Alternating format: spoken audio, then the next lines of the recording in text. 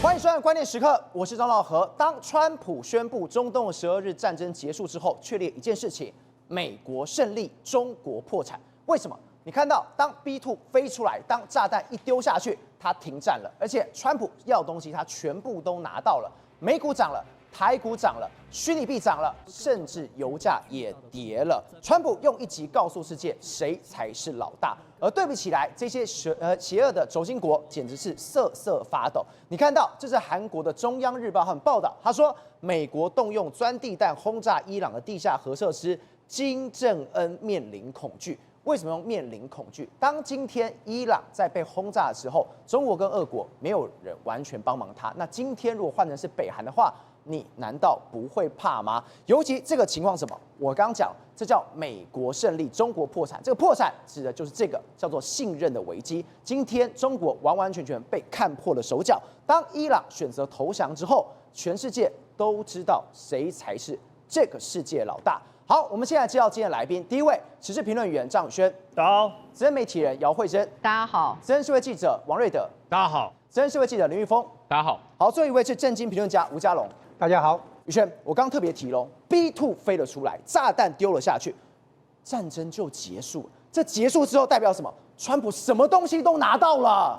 我们终于知道为什么它叫做午夜之锤行动，因为敲下去一锤定音，什么东西回来了？美国 Mega 回来了，美国确实是抵定了它世界最强国的地位。再来，美股也跟着回来了。昨天呢，包括各大4大指数全部通通都飙涨翻了，而且连美元呢也一样持续的上涨，连美债也都跟着下来了。而只有几个人是呈现反向，是谁？习近平的眉头。普丁的眉头以及金正恩，为什么？因为当他们看到美国具有这样全球的战略部署能力，甚至在36个小时神不知鬼不觉可以打到高达地底呢，我们讲深度70公尺之深之处。而你想想看，如果你是金正恩，你会不会瑟瑟发抖？来，你看哦，川普这是他的贴文，突然就跟你讲说 ，Congratulations the world，OK？、为什么？恭喜全世界 ，It's time for peace。跟你讲停火就停火，而且发完之后呢，果不其然，美国指数呢，我们讲的避险资金呢，大量的全部都涌入，而且呢，相关的涨幅呢，瞬间呢又拉抬起来了。所以你想想看，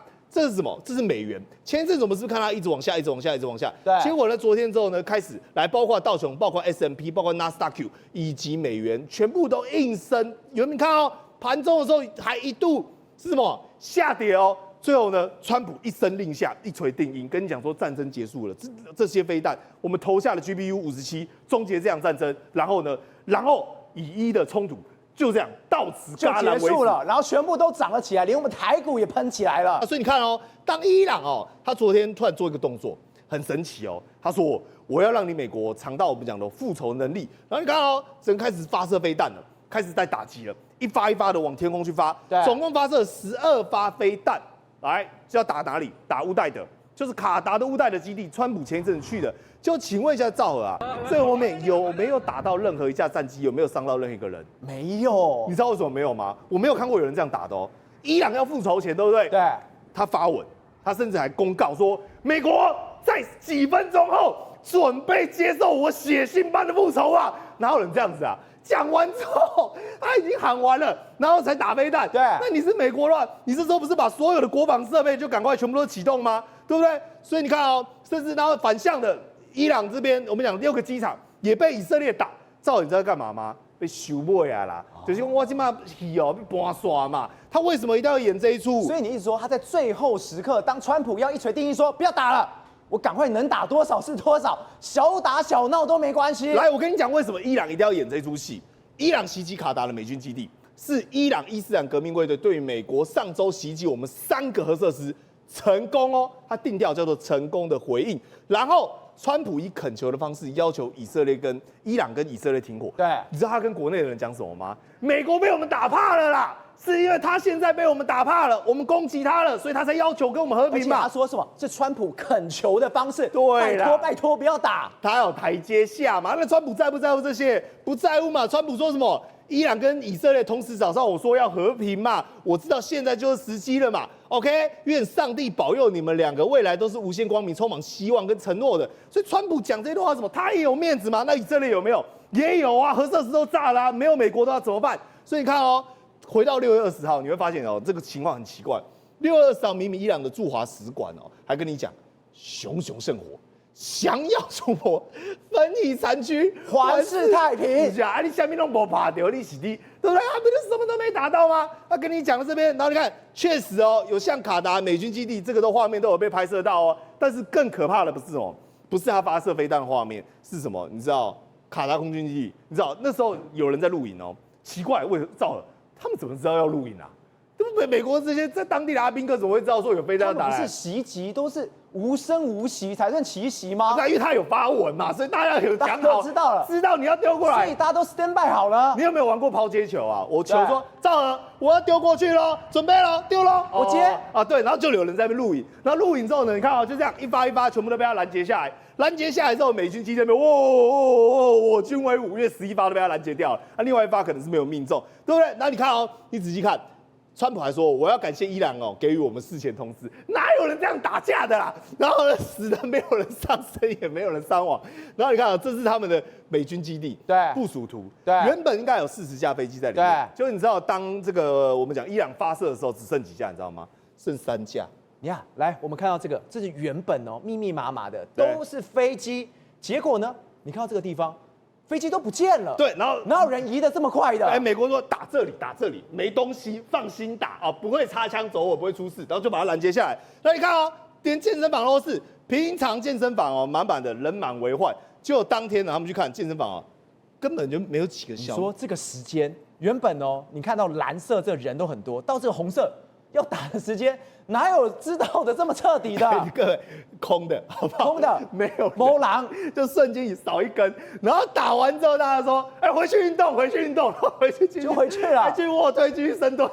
那哪有这样玩的，好不好？所以各位啊，这早就已经其实事前大家都讲好了啦，就是要中战了啦。但是呢，你再仔细看一下，这一次我们讲的波尔多被轰炸之前，我们是不是才跟各位报告过说有很多车子来？现在画面出来了，对，10几台卡车去，对，哦，然后结果你现在知道他这种要做什么了。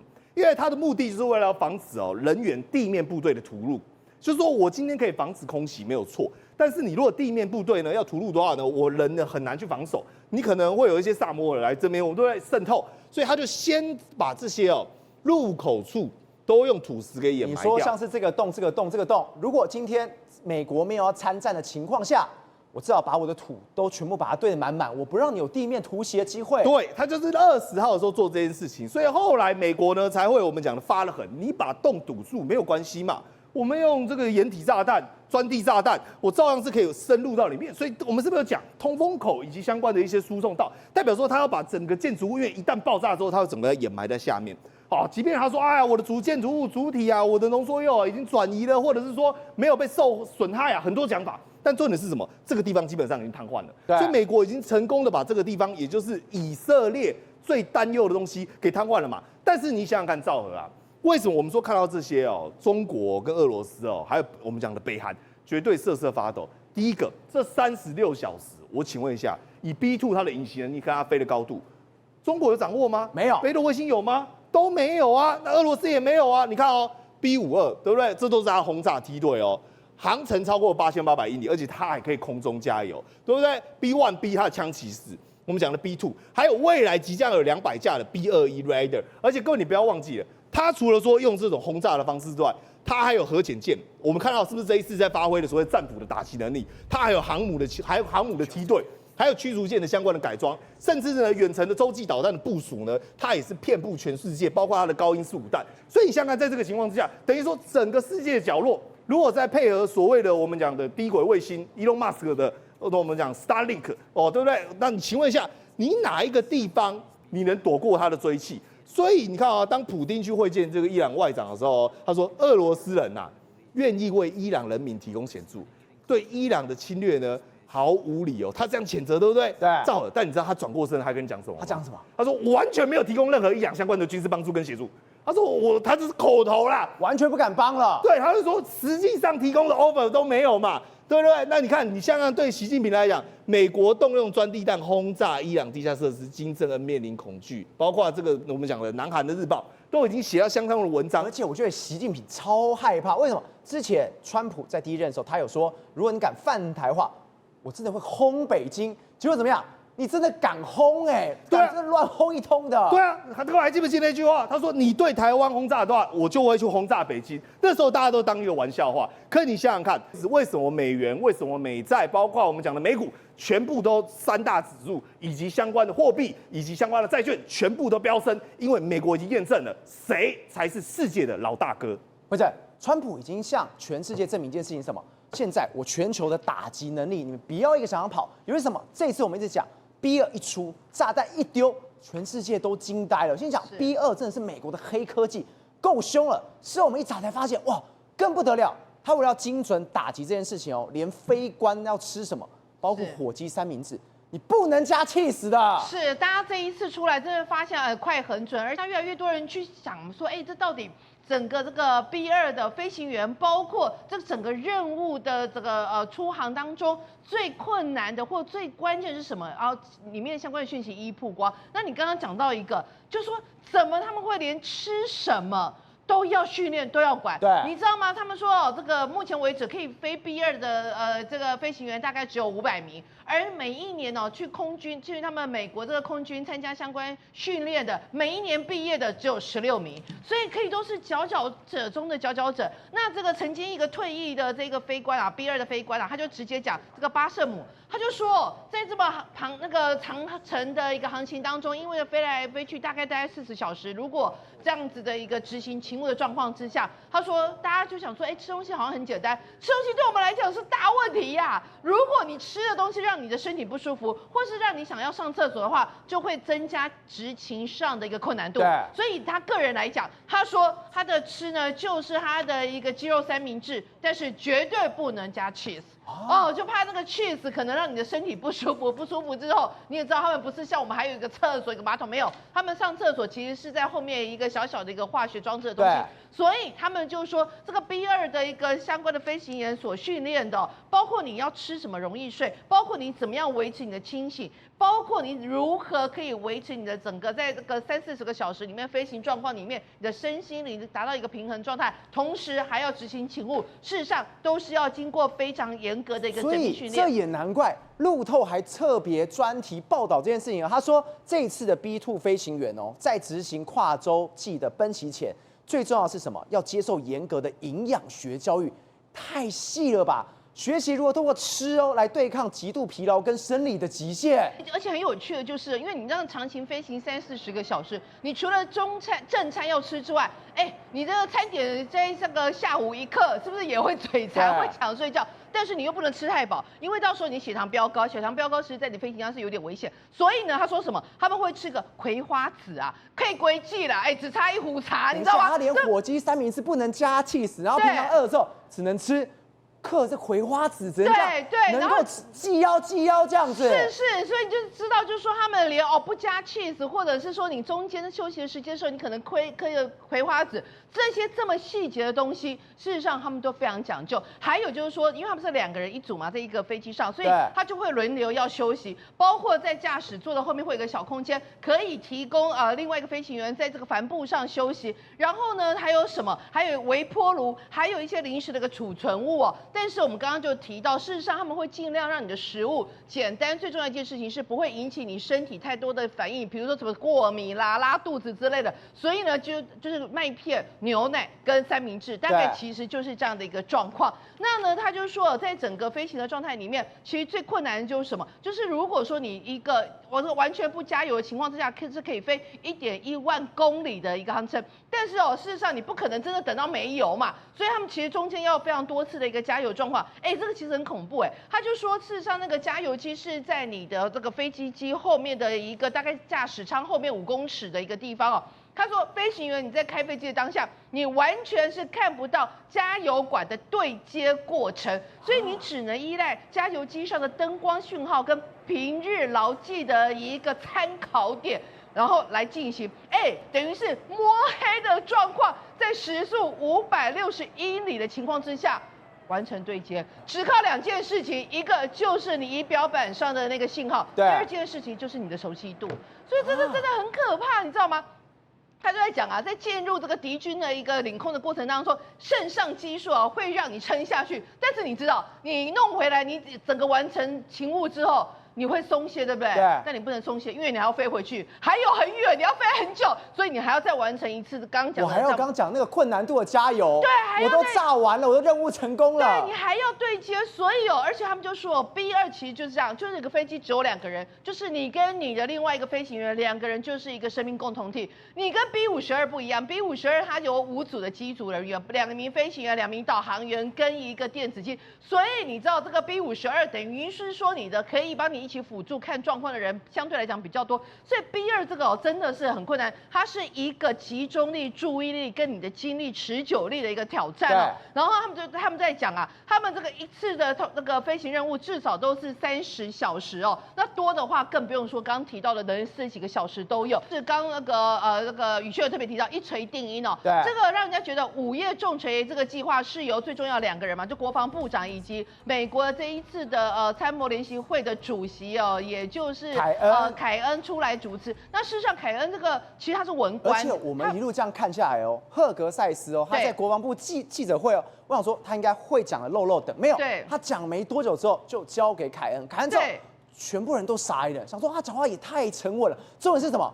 人狠话不多，他每一句话都有刺的，都有讯息量的。真的是人狠话不多，你知道吗？他讲了一句，我真的是在边看边笑出来。他就直接讲，哇，我们这一次的执行过程里面，我们进去然后执行勤务没有遇到任何阻碍，我们出来的时候也没有遇到任何阻碍。换句话说，伊朗应该是不知情。哇塞，这个直接就是代表着，你知道我们如入无人之境，就是这样，代表着我们的这个美国空军的一个实力哦，是让你完全不知不觉我就轰掉你的3个一个核子基地，而且你看他非常的温文儒雅，因为事实上他除了本身是军校毕业之外，他还拿到了2个，一个好像是经济，另外一个应该是文学的一个学位哦。我跟你讲，这更厉害一件事情，你知道吗？他本身是 F-16的一个飞官哦，然后呢，他是有实际的一个战争的经验。当2018年2018还是2019年的时候呢，这个川普第一次见到他的时候，他就是在执行打劫 ISIS 的这个任务哦。你知道他这一次他出来当联席会主席嘛？是川普特别让他回来，他本来已经退休了，他退伍了还找回来，而且他是空军这个中将退役的。他空军那个中将退役之后，你知道川普是把之前拜登提的布朗，他是那个联席会的这个主席嘛，他是把布朗叫他退休，然后从这个中将直接把他聘回来，而且直接就变成上将，上将还来变成是参谋总长这个位置。他说这个在美国的这一个整个军制里面是非常非常罕见，不是前所未见，但是前面只有1个人，所以你就知道为什么川普这么重用他哦，因为他是有实质的一个相关的战争经验。然后呢，最重要一件事情，在911的时候，对。911时候我们还记得吗？就是那个被轰，这个就是他们那个盖达组织去炸那个大厦嘛。那时候 F-16就升空，然后要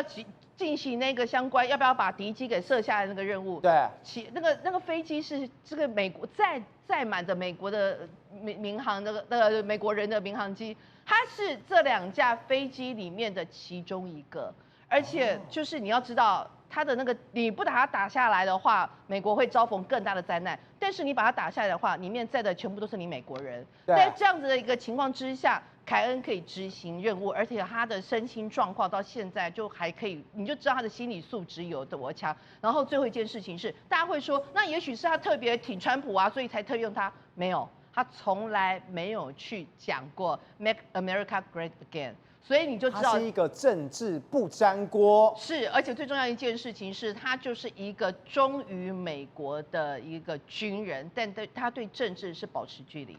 瑞德，我们刚刚有谈到B2这样轰下去之后，全世界都知道哦，老大究竟是谁了。现在一路看起来，这 B2轰感觉是在炸伊朗，对不对？没有哦，他现在根本是在跟中国来挑衅哦，跟中国讲要小心。为什么？这次炸根本是复刻1999年的那一幕吧？对，没错。当这个美国B2的这个隐形战机啊，把这几枚的这个重型的这个钻地弹呢炸到伊朗去的时候，其实看到这个画面啊，那么我相信很多中国的这个的网友呢，小粉红啊，内心世界都粉碎了。为什么？这让他们想起了上一次美国这样干的事件，就是1999年，那么轰炸美国的这个相关的这个军机呢，轰炸了这个南斯拉夫中共驻南斯拉夫的大使馆事件。为什么呢？那次克林顿说是误炸，全世界包括我都不相信，你知道吗？我都不相信。那时候说是误炸，是因为南斯拉夫在内战，所以要炸一个在中共南斯拉夫大使馆180公尺外的另外一个军事据点呐、说是因为提供了错误的旧式的地图啊，所以呢美军的军机误炸，你相信吗？因为呢它炸下去的5颗飞弹呐、是轮流这样一颗一颗炸下去了以后。先把几个地方炸出个大洞以后，它的钻地弹直接往地下室炸，那么直接炸下去了以后呢，其中有一颗就直接炸到地下室去，引爆整个地下室，造成后来造成坍方，还有一颗未爆弹还在里面。对，那么他为什么我不相信？因为中共后来为了这个事情非常生气啊。死了3个，包括新华社的记者嘛，死了3个里面，他们中共还把这3个人当作民族英雄一样嘛。但是事实上，全世界的军事专家都知道，美国政府是故意的，而且他锁定的就是南斯拉夫大使馆地下室的 F-117隐形战机的残骸涂料。那为什么会有这个事情？因为很简单。F-117现在都已经全部都除役了嘛？对。可问题是当时啊，他身上 F-117机身上面的那个匿踪涂料，是中国跟俄罗斯急着想要拿到的。那刚好要死不死，对不对哦？刚好要死不死，南斯拉夫大那个内战嘛，所以科索沃行动里面呢，他们要去炸。那么匿踪战机就是你的雷达看不出来，都不知道。但是你从土耳其从哪里的这个 F-117所驻扎的这个美军空军基地要起飞的时候，不好意思，他们用最笨的方式，那么包括老共他们就用最笨的观察的方式，在你的美军的空军基地的旁边，人就在那个地方24小时盯着。当你 F-117升空了以后，立刻把这个情报回报，再算时间。据当天呐、那么当天的这个等于相关的这个等于美军其他的军机人说，那么2颗飞弹就上来，其中1颗射过这个 F-117的旁边射过去，第1枚没有打中，对，第1枚没有打中的旁边，但是整架飞机都在抖动了。第2枚就在 F-117，它也没有直接打中，它在它的旁边爆炸，爆炸以后包括震波碎片，使这个 F-117失去了动力。所以后来失去动力，整个飞机就这样失速，整个就掉下来。F-117是不是整架掉下去了？对，掉下去了，残骸了以后呢，有2个国家跟南斯拉夫要求要得到那些残骸的一部分，一个国家就是俄罗斯，另外一个国家就中国，你知道吗？后来就把那个南斯拉夫就把大片的这个残骸呢交给了俄罗斯跟中国，然后部分的残骸呢放在自己的博物馆。甚至于连那个 F-117上面的那个橡胶那个影带，后来都还把它截成一段一段，就是送给西方的记者来羞辱你就对了。那后来，中国把这个相关的 F-117的匿踪涂料跟这个相关的这个机体就放在大使馆里面，大使馆的地下室，所以美国一定要就放在地下室。美国得到的情报，了以后呢，当然要把你毁掉嘛。所以才会有一个，有一个演习，就是有一个这个轰炸勤务，然后呢故意挑告诉各位，当年这个 B2A 的这个相关的这个飞机啊，载着这5枚精确导引飞弹起飞的基地，就是这一次 B2 从这个美国本土的同一模一样的空军基地，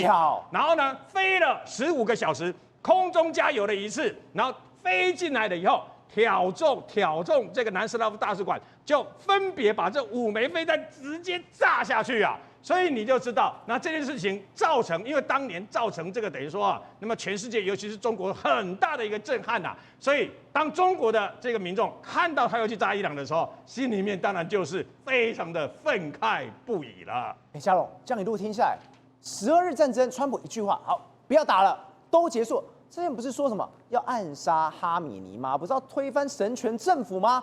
现在看起来都是川普的套路。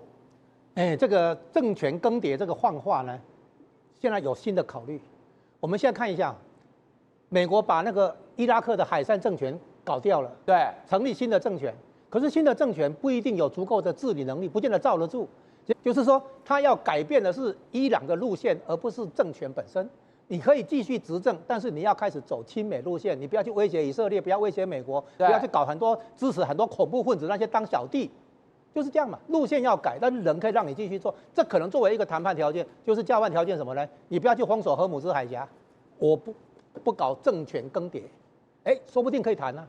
对，也就是说我不推翻你哦，但是条件你不能封锁荷姆斯海峡，这样的。那伊朗有可能答应，为什么？因为你从他的这一次报复里面已经看出来，这不是第一次这样玩呢。他在2024年去年4月1号，以色列炸了伊朗驻叙利亚大使馆，记不记得这个事情？对。4月13号，伊朗报复，报复之前先向美方通风报信，美方再转告以色列，以色列把重要的东西都移开，对不对？给你炸，让你做业绩。然后呢，伊朗可以对内宣称他们有报复，可是以色列这边没有受伤。大家皆大欢喜，行礼如仪，走过场。所以双方都已经套好招的。去年就干了啊，不是今年的事情啊。对。所以呢，今年的话，我猜想他一定会很可能复制一下这个剧本，就是我伊朗有报复，以色列没受伤，好，大家都可以下台，都可以接受。美国就告诉以色列说啊，算了，忍一忍，他有报复，可是以色列不要再缓报复，就宣布战争结束，是这样来的啊。所以以色列有没有报复？有啊。不然那个伊朗有没有报复？有啊，以色列没受伤啊。对，这样子，这以前演过一次了，去年的事情啊。去年4月13号，伊朗对他就是这样报复的，先通风报信，让你准备一下，他做个业绩交差。美国在这里表现弹性，是准备收尾。如果他一直继续干下去的话，推翻政权当然可以啊，把哈梅尼干掉可以啊。但是呢，这样子的话，等于说以后的那个伊朗的局势就是美国要负责了。那现在美国不想背那么大的责任嘛，等于说你这个。神学政权背后老大哥还是中国跟俄国嘛？对啊，你们小弟被打了，对不对？以前我们讲打狗看主人嘛，现在是打狗给主人看嘛。所以现在的话，中共知道嘛？因为最近有一个说法就是习近平准备说终究要跟美国开战。对，所以呢，他把以前邓小平在用的那个西山指挥所，64期间是邓小平到西山指挥所，对不对？那个西山指挥所现在重新盖一个到地下60公尺。面积是五角大楼的10倍大，一个地下指挥中心，可以对抗核子弹攻击。现在美国就示范嘛，地下的这个70公尺、90公尺的碉堡，美国照炸，这是完全做给中共看的。宏观取材，厘清真相，犀利精准，深入剖析，时刻掌握关键，新闻时事不漏接。老时段，新气象，我是钟浩和，关键时刻2.0，全新出击。